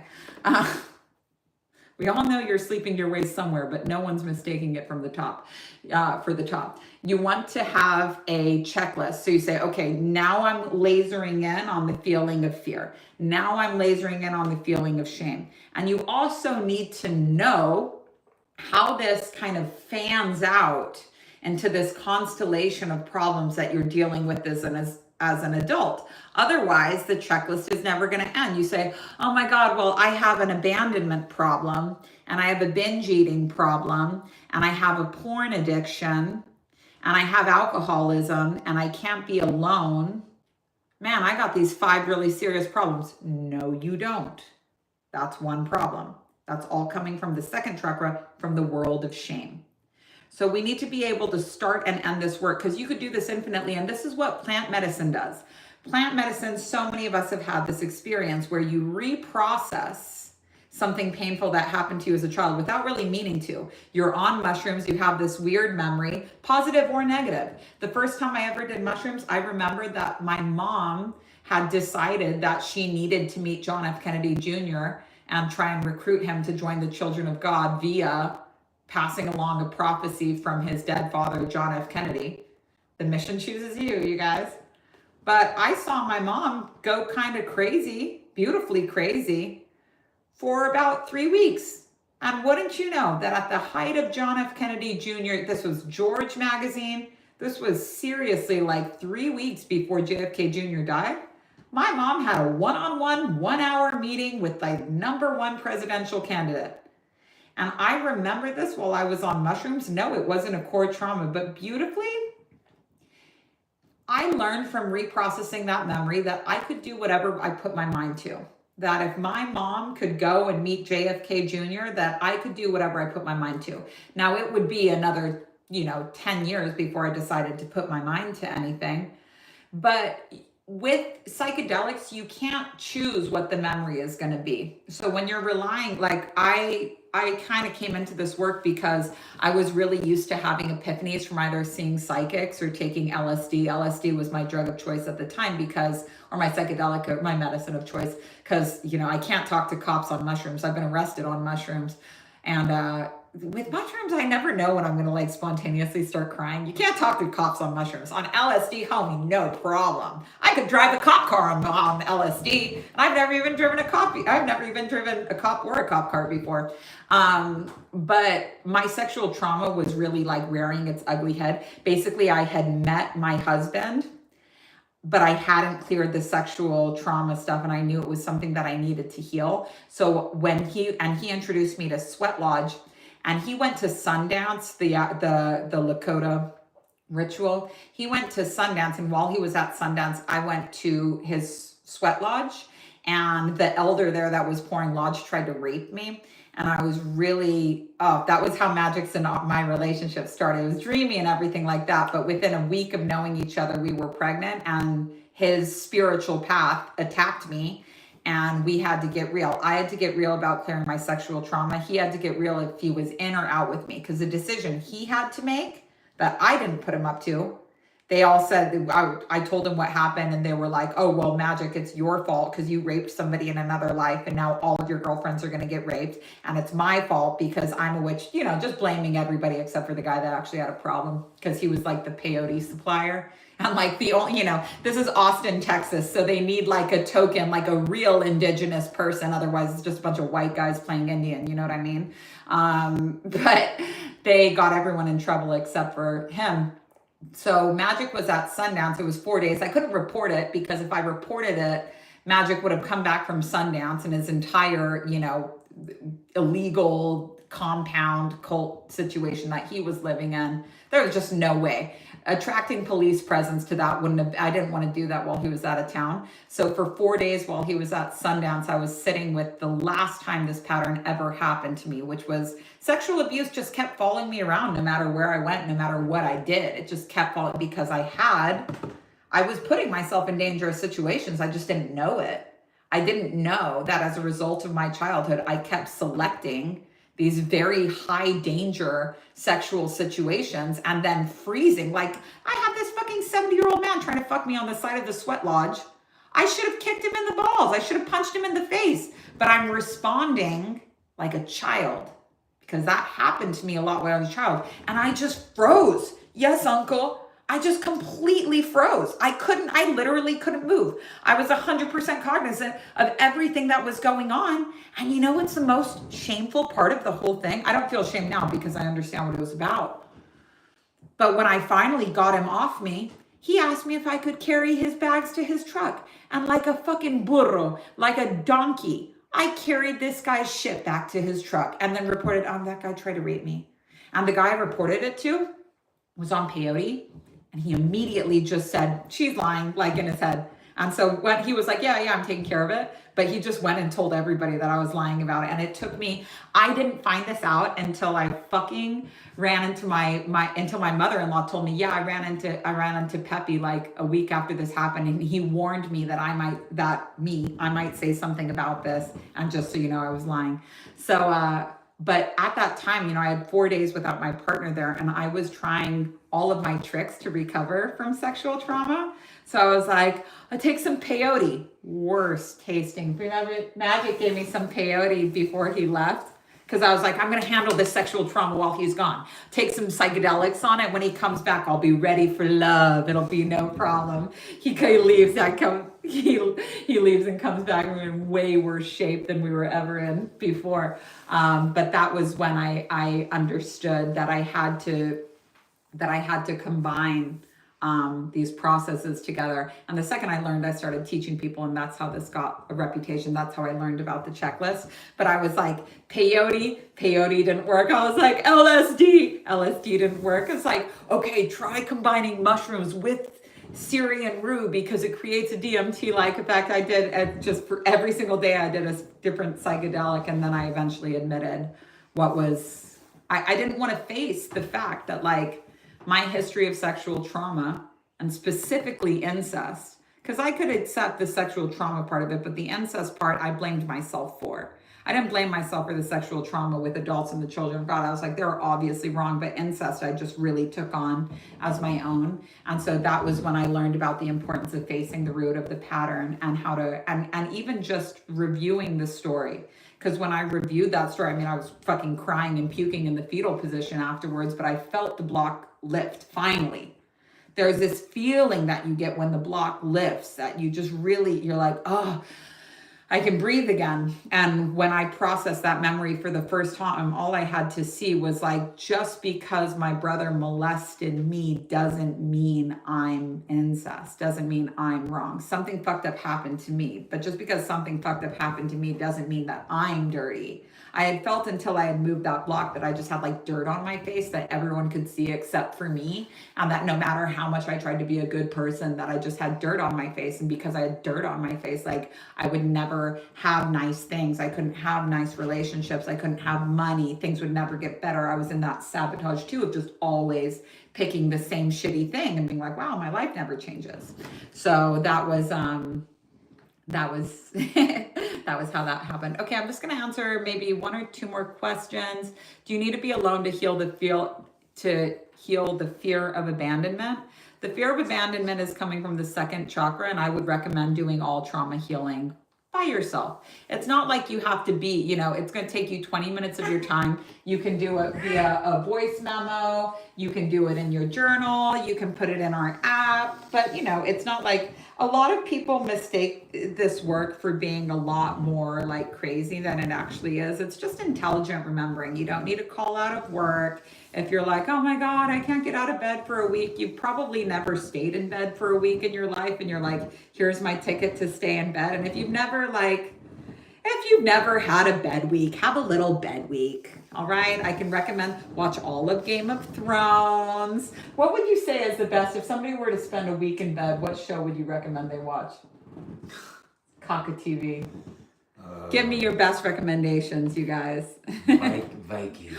Yeah, Vikings. Hot guys and hot girls. Lord of the Rings, Skins, Modern Family, Discovery of Witches. Oh, you know what was a really good cock TV for me when I was processing grief for the first time?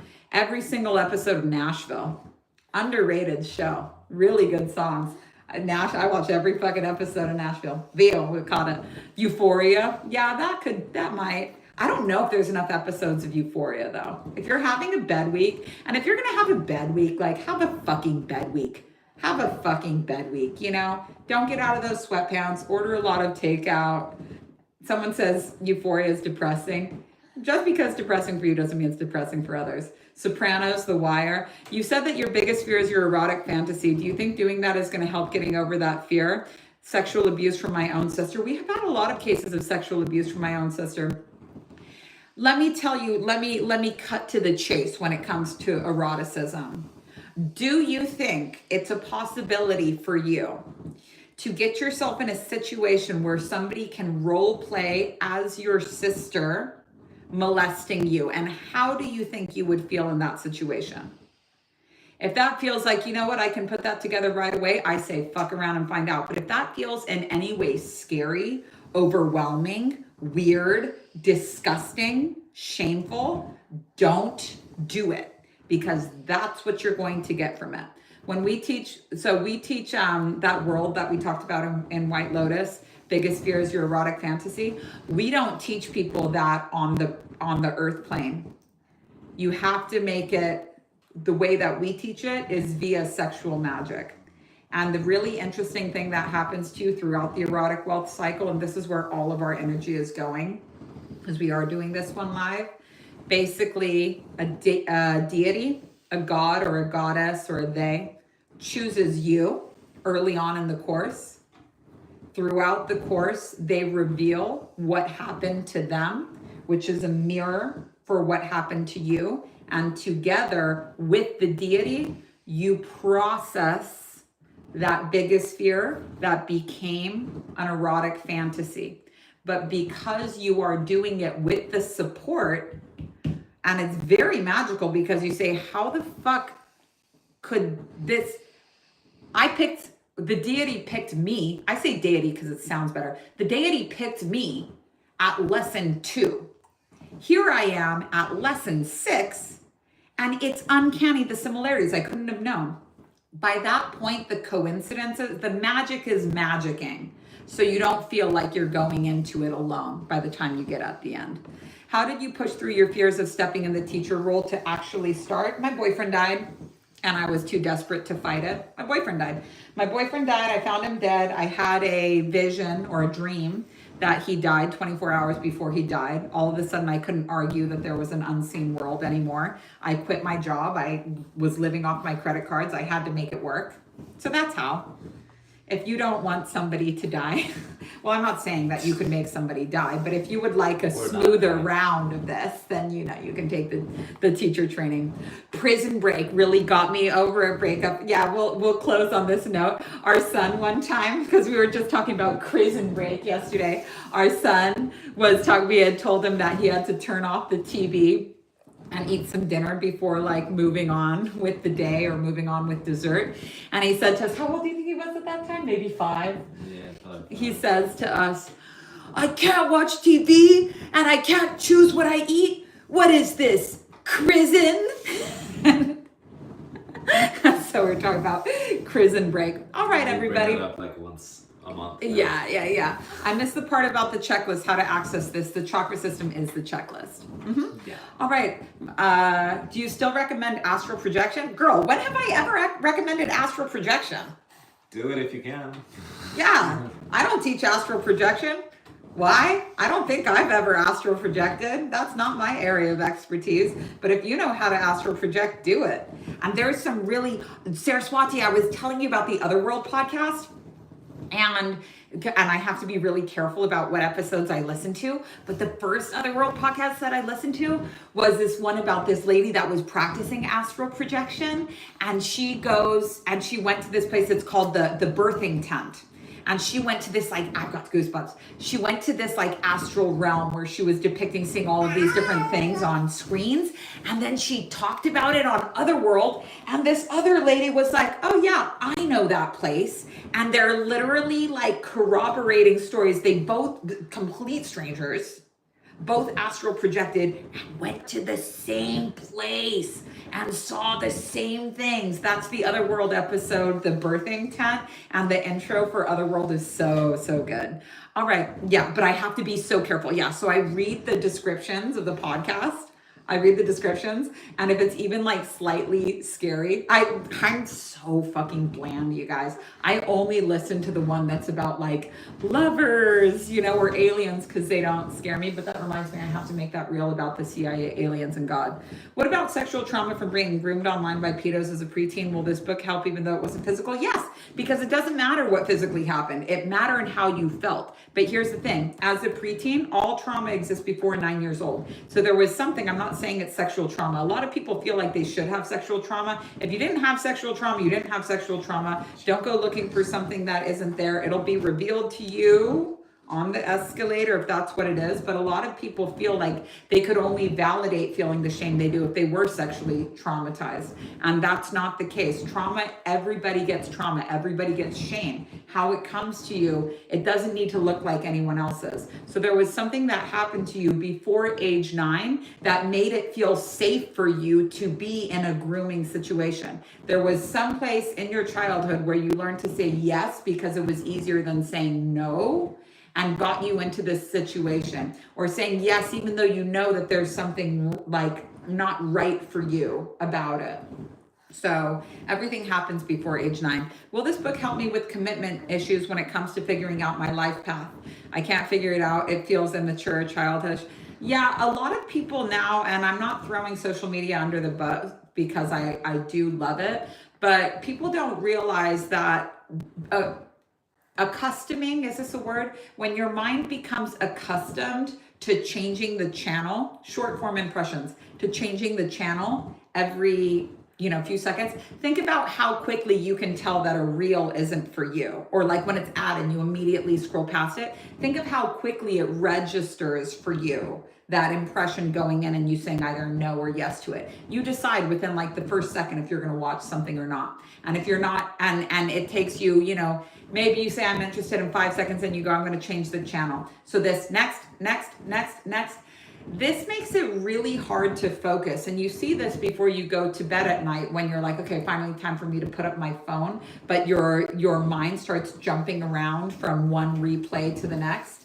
It's very hard to train yourself to focus when you become accustomed to a lot of short form impressions. You have to kind of teach yourself how to read a book again. It's hard. Even with podcasts, people are like, oh, well, I'm doing really good because I'm listening to podcasts. Podcasts jump around. So an audiobook versus a podcast, it takes a different amount of focus. Now, unfortunately in life, and this is why all of our classes at Safe House are backed by magical formulas, you don't get the trophy for starting the race. You get the trophy for finishing the race. You only get rewarded based on what you finish, not based on what you start. So learning about how a lack of focus or quitting things, why do you quit things? By law, everything gets hard a third of the way into it, 2/3 of the way into it, and right before the finish line. That's the triangle points on the Enneagram. Every time you're nearing the triangle point, things are going to get difficult for you. Let me see if she wants more boob. No, yeah, I'm almost done. Let's see if I can do this without putting my boob on camera. Oh, you're gonna cradle my arm with you too? You only get rewarded based on what you finished. And unfortunately now it's hardening. The ability to focus is hardening into a sense of entitlement that you shouldn't have to. That if you tried it and it didn't work, that it should be made easier for you. That's just not how the spiritual path works. Things are always going to be hard and you get stronger and you get braver, but learning how to focus and learning how to finish. I can do everything. I can never help you. I can create conditions and direct conditions. So I can write a book that says, if you finish this, you'll be in good shape. I can also create the conditions of like, we're starting now. The whole group is starting now. Are you coming? Yes or no? I can create the conditions of 1 chapter a week. We're going to slowly, methodically, and consistently get this done. And then I can direct those conditions your way. I can make it the cheapest price point that it's ever been, but I can't help you. I can't do it for you. You're going to have to learn how to do it yourself. You receive a certificate after graduating the teacher training. Yes, you get it signed by me. This is to certify that your name here, and we give you black or white options. Just because my aesthetic is all dark, everything doesn't mean it has to be yours. Has completed 40 hours of training on processing trauma with me. Are we allowed to teach the things we learn in Safe House? Yes. Yes, and yes. But just before I came on here and did this, maybe like 3 days ago, somebody had reported like a teacher, and they said, look, she's just ripping off everything that you do. She has a course called Wheels Unwound. She has a lead magnet called 7 Locks, 7 Keys. The stories in it are actually like my stories. So talking about sexual trauma, things that happened to me. The website is the same as mine, the same font, the pricing structure, this much. It was the old pricing from teacher training, but this price or $199 a month. The whole thing was copied and pasted. And you can teach anything that you learn from me, but if you don't make it yours, it's not gonna work. You have to make it yours. It all has to be in your language. It has to be, you can't copy and paste, because I really don't mind when people do this. Even though like, I don't mind. I would never send somebody a cease and desist, because I just know that when you don't make it yours, and this is something that I think every artist goes through when they're learning their own, there's the people that you look up to or the people you want to emulate. And sometimes it's hard to accept that the art that you make looks so different than the art that they make, but it's still art. That's the point, is that it's yours. And so when somebody directly imitates something, because I didn't teach them well enough, I didn't teach her well enough, that's like, yes, you can teach this, but you really have to make it yours. let's rebrand this differently. Let's make this your story, not my story. It just doesn't work. And it takes just as much energy. It's even harder because my first book was a translation of A Course in Miracles. It was so much harder to write what somebody else was telling me versus writing from myself. But the thing is that I needed an outline when I was just getting started. And when you're just getting started as a teacher, you do need an outline, and I'm going to give you that, but we're really going to encourage you to make it your own as much as possible, because it takes so much energy to do something that's imitating, and it just doesn't work. And then how you feel when it just doesn't work, it's like, you feel like shit. And I don't want that. Getting through A Course in Miracles was hard for me. I threw that book away like 3 times before I actually read it. And I knew that people just read that book over and over again. So I translated it because the language was like impossible for me. And that's my book, Leave This Book in Your Bathroom and Reach Enlightenment in a Year. How do you figure, this is the last question that I'm going to answer. How do you figure out what the solution to burnout is? Is it a chakra? So burnout is the impact of the inability to rest. So why do you think that who you are when you're resting is just so unlovable that if you're not working? Because here's the thing, burnout is the biggest threat to entrepreneurs, but it is so fucking avoidable. Like I say, have a bed week. You won't even last a fucking week. You won't even last a week. If you make yourself feel bad about staying in bed and go, you're such a pig, you're so lazy, you're disgusting, you have bed sores, you're fat, you're blah, you're not doing anything useful, you'll never do anything useful, then you'll be in bed for weeks and weeks.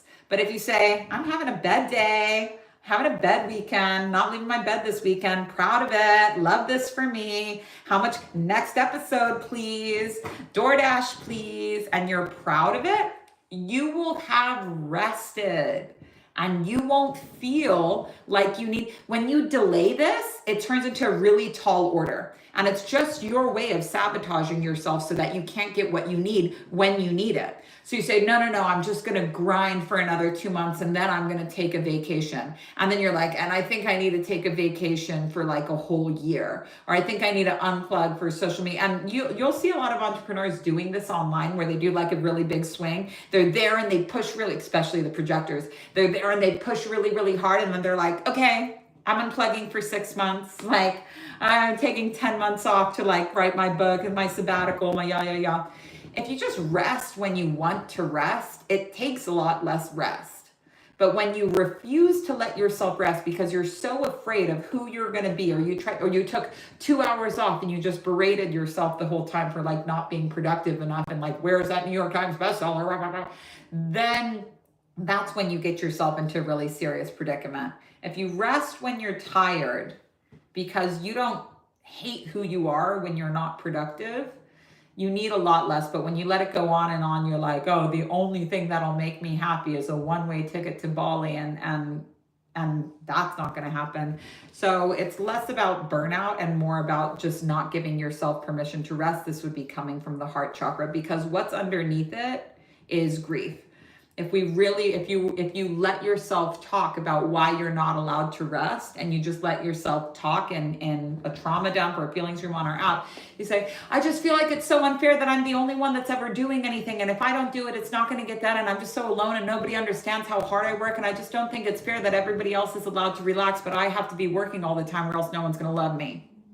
Grief is at the bottom of that. So that's why. All right, you guys, permission to rest, grief. Grief is a really cool one. So every single chapter on this will take about an hour. When you're reading, you'll read faster, but for audiobook, it's about an hour per chapter, but you'll really understand this chakra by chakra. We really go into it. Will this replay be available? Yes, it is. All right. I want to thank you all so much for being here. That's a wrap. I had a lot of fun.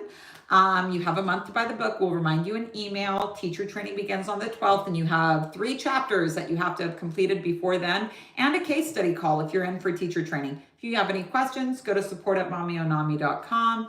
Thank you very much, and have a wonderful day, everybody. I'm going to just say goodbye to you one by one. I'll see you later, Instagram. I will see you later, YouTube, and I won't forget to make sure